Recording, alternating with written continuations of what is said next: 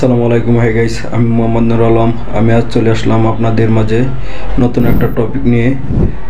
আজ আমি আপনাদের মাঝে নতুন যে টপিকটা নিয়ে শেয়ার করতে যাচ্ছি তা আপনাদের জন্য অত্যন্ত খুব গুরুত্বপূর্ণ।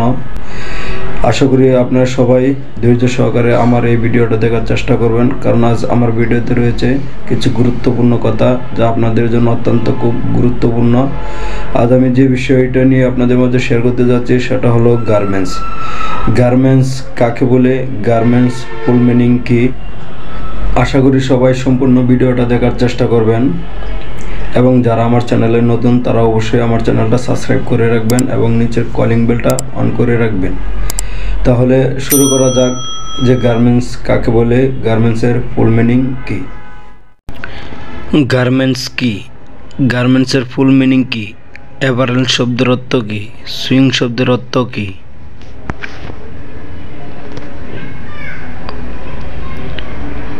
গার্মেন্টস কি? গার্মেন্টস হলো ইংরেজি শব্দ। গার্মেন্টস শব্দের অর্থ হলো পোশাক।